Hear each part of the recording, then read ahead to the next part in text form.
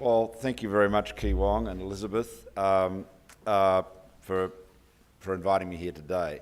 I want to welcome all of your guests, particularly the international guests, Lutz Heuser, the Chief Executive of the Urban Institute in Chemnitz, Germany, Steve Leonard, the Executive Deputy Chairman of Infocom Development Authority of Singapore, and Bill Chang, the Chief Executive Officer, Group Enterprise of Singtel, and many others.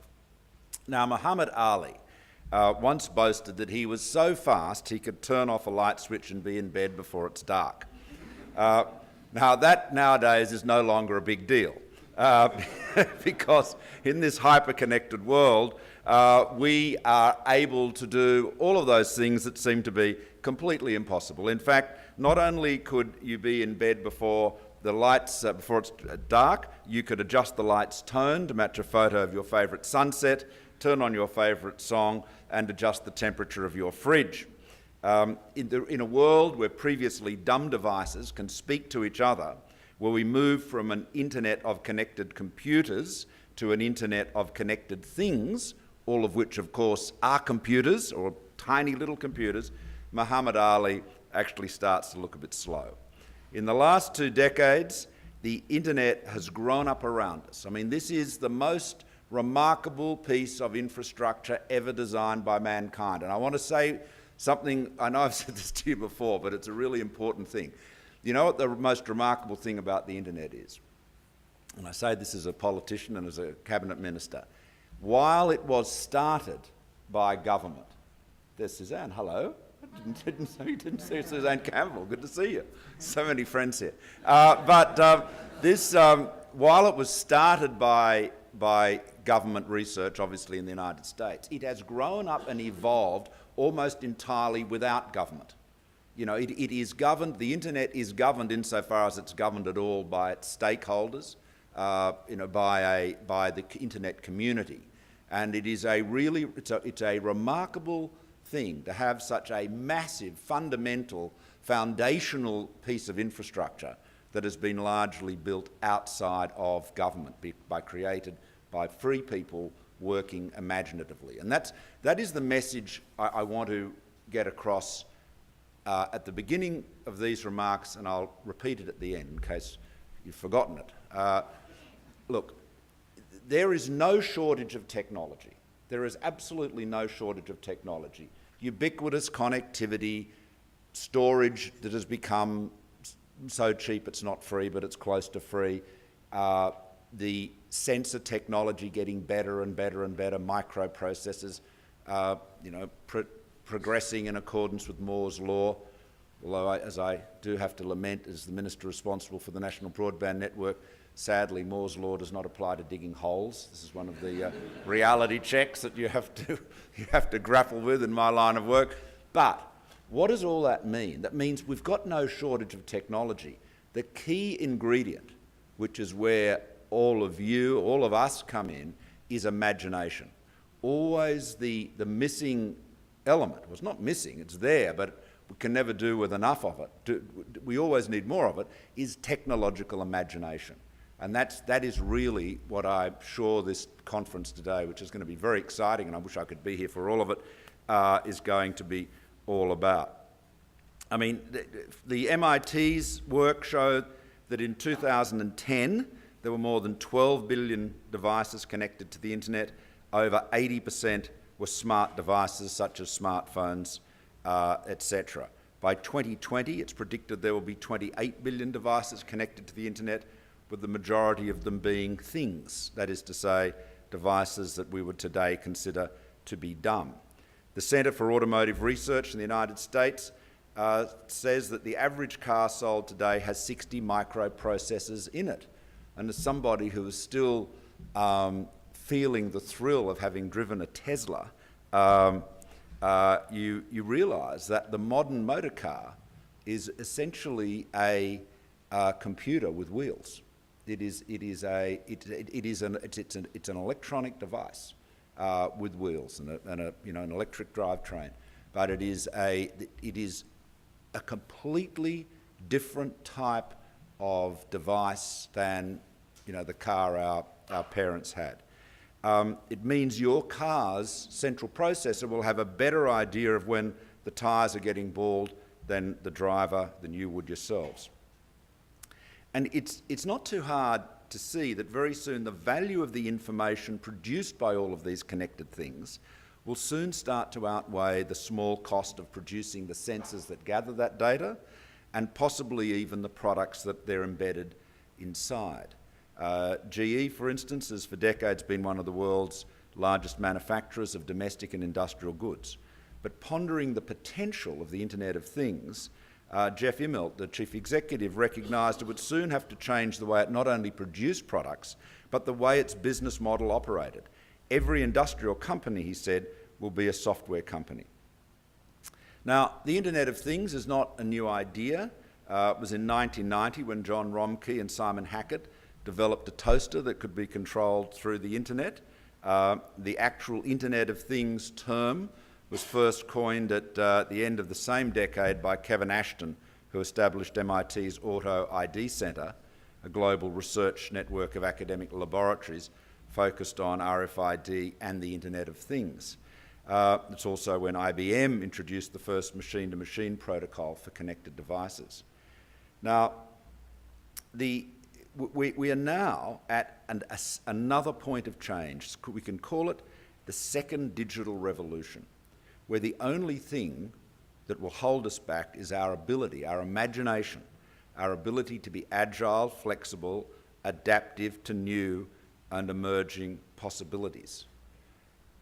As we embrace the internet in the first place, the first stage of the internet, if you like, we've got to continue to embrace the evolutions that accompany it.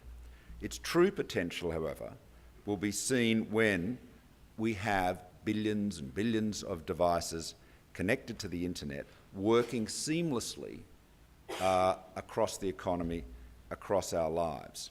We're going to have to look very creatively at the question of security.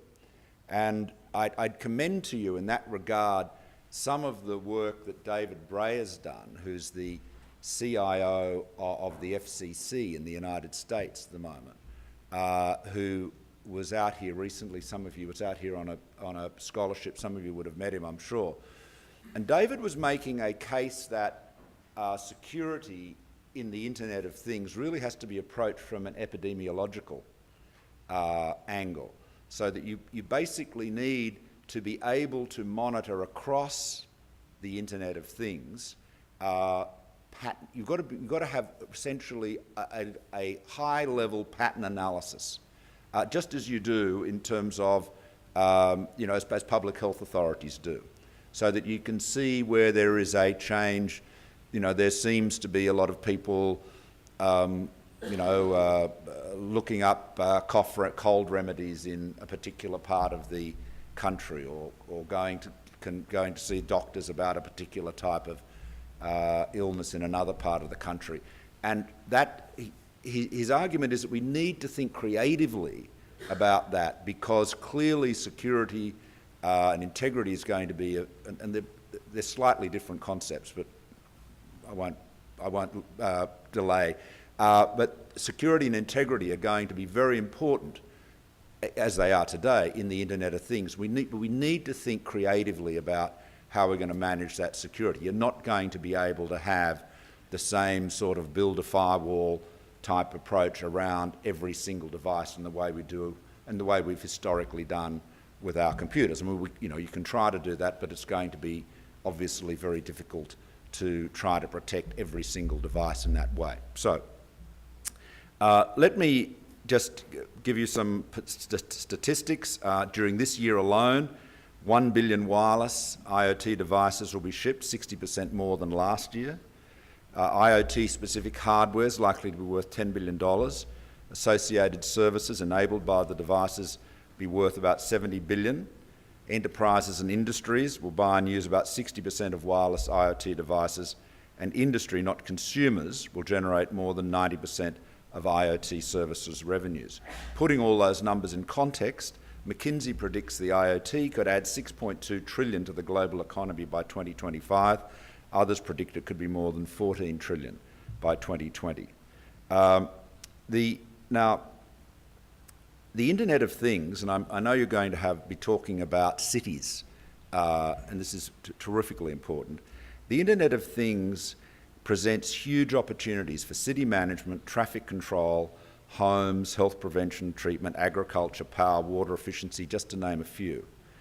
In the United States in 2007, congested roads cost the country 4.2 billion working hours, 10.6 litres of weight, 4.2 billion working hours, according to the Texas Transportation Institute.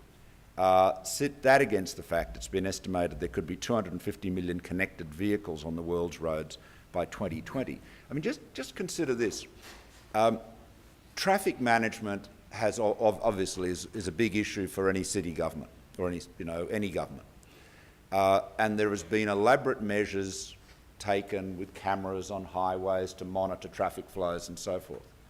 Already you see, simply not because the vehicles are connected so much, but because people are connected with their smartphones, you see applications like Waze and others, which are all now being integrated into mapping applications, which basically do the job for you. Government, I mean, it's perfectly obvious that you know exactly what the speed, at any given time, you know exactly what the speed of the traffic is. Now, imagine when every single vehicle is able to do that. And this is the interesting thing about big data, and you get into this curious shift where statisticians spent their whole lives, careers, trying to work out how to get a reliable sample. Because we can't ask everybody what they think, how do we get that? Opinion polls. Obviously, this is this is where we're always living with that in my line of work. But how can we get a reliable sample, whether it is of the traffic or people's views or their health or whatever?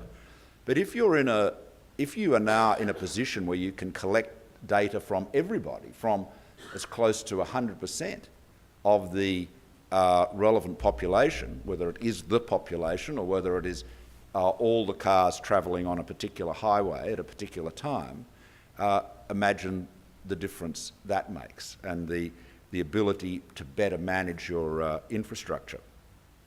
I mean, IBM calculates that if the power grid states were just 5% more efficient, it could save greenhouse emissions equivalent to 53 million cars. Water utilities, and area I'm reasonably familiar with, having been the water minister in the past, water utilities lose between 25 and 50% of their water to leaks. Again, that is something that can be detected and monitored through smart systems. Gigantic savings. Australian water utilities spend $1.4 billion a year on reactive repairs and maintenance, including the consequent economic and social costs of that. Focusing asset maintenance efforts on preventative rather than reactive repairs, it's estimated, has the potential to save the industry $355 million a year. Now, here in Australia, researchers at NICTA have produced very promising results in predicting the pipes most likely to fail and identifying the consequential cost of those very high-risk pipes. Now, obviously, governments has a role in promoting and investing directly in research and new uses for the Internet of Things. And I want to come back and say this is a time for everyone, private sector, public sector, but we're here in Canberra, so particularly the public sector, to be imaginative. This is a time to do new things, to think creatively, treat all of this disruptive change as an exciting tonic, not something to be frightened of. Don't hide under the covers in the morning.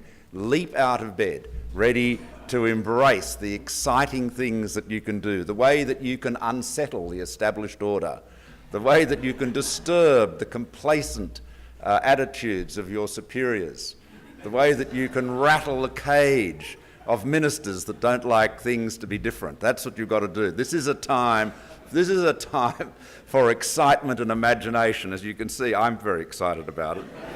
I think this is the best time to be alive. It really is. So obviously issues about regulation, from our point of view, the less the better, plainly. But we're working with the AIIA and Communications Alliance to get the settings right. One of the big issues, obviously, big issues of regulation that is critical is the efficient allocation and cost of wireless spectrum. As you probably know, our government yesterday announced a cost-benefit analysis will be conducted by the Productivity Commission into the public safety agencies, that's police and ambulance and so forth, use of publicly owned spectrum. And the real question there is, should they be given a substantial chunk of dedicated spectrum, which is what's been done in the United States, or should they be able to access the wireless services delivered by the private sector, by the telcos, by Optus and Telstra and Vodafone, and obviously with the benefit nowadays of packet prioritisation, it's pretty straightforward to give them the priority that they will need in the event of there being an emergency. I mean, the growing intelligence that we're building into wireless networks really raises the question as to whether you do need to have a dedicated network of that kind, leaving aside interests of empire building and so forth. It is very difficult to see how anybody, I would argue, will ever be anybody in government, for example, or a government agency could replicate the density and redundancy and resilience of the telcos networks, because as the gentleman I'm just looking at here from Optus and Singtel understand very well, the growth is only one way. These wireless networks are going to become denser and denser. The nature of the mesh network will see more and more and more base stations. So it's hard to see how a public safety network on a standalone basis could ever compete with that. So the issue is prioritisation, and this is where that intelligence is so that capacity to prioritise different packets is very important. Now, let me talk a little bit about the Digital Transformation Office.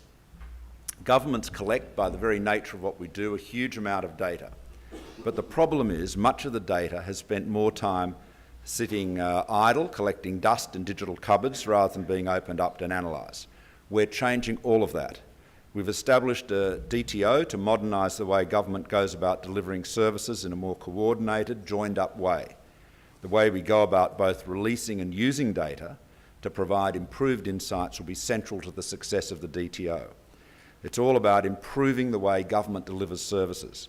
We need to deliver services that are clearer, simpler, faster to use, and above all, they must be designed to meet the needs of the user. We need to move beyond the siloed approach to one that's truly coordinated by speaking to the customer as one public sector and not dozens of different agencies, each with their own bespoke way of delivering services, presenting information through underutilised websites and investing in IT. We need common platforms that are scalable and can be leveraged by just about every agency. Surely it makes sense to standardise and invest in one common grants administration platform, for example, rather than every agency that provides grants, which is most agencies, developing their own bespoke solution. Data.gov.au will continue to be built out as the key entry point to finding government data that will continue to be made open and available online and to the public. Since the government was elected, that's our government, the coalition government, the number of data sets available on data.gov.au has increased from 514 to more than 5,200. So a tenfold increase. Now, continuing with the status quo isn't good enough. We shouldn't be satisfied making incremental gains here and there. Our aim must be, the aim of the DTO is to transform every aspect of service delivery, which after all lies at the heart of government. Our aim should be nothing less than making Australia the world's leading digital economy. Government has to lead by example, and the critical thing is to focus on the customer. What we need to remember is that this is not about us in government. This is not about, and if you're in the telco business, it's not about the telco. It's about the customer. It is about the customer, or the citizen, however you want to describe. your customer. And so you have to ask, what does the customer need? What is the customer's need? Obviously, you engage in the customer to find that out. And then you make sure that you can satisfy those needs in the most seamless, simple, compelling, attractive way possible, and be as imaginative about it as you can. Now, one thing people have often mistaken, I think this has been a big mistake, is to imagine that this type of change in government, or indeed in the private sector, is just about cutting costs. Now, obviously, everyone wants to save costs, and particularly we do, because we have a few budgetary challenges, which I won't bore you with, you've heard it before. So we've got to save money. But because engagement on digital platforms is so much cheaper than any other platforms, and in addition is so much more compelling and interesting and fun to use and accessible for your customers, you just focus on the customer. Do the right thing by the customer. Make it easier to engage with government. Make it more seamless to engage with government. Make sure, in our case, that we have a common platform, MyGov, which we are making available to all other governments, state and local.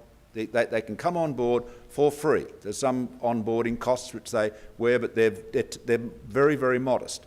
And so we're making that available so that people will be able to more readily deal with government in a very straightforward, simple way. And that's the objective. And of course, big savings will flow. So, virtue in this case, serving the people, or as Kevin Rudd would say, way ren men fu,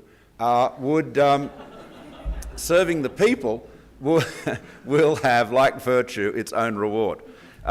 So look, this is going to be a great conference. I just want to say to you, we are at the most exciting time in the world's history. The internet connectivity, the fact that already most people in the developed world, soon most people in the whole world, will be connected to the internet if they choose 24/7. That most things will be connected to the internet. There are no technological limits. The only limits are those that we impose on ourselves by constraining our imagination. So this is a time to really think big and be as creative and flexible, as disruptive, as non-deferential as you can. Rattle many cages and have a great conference today. Thanks very much.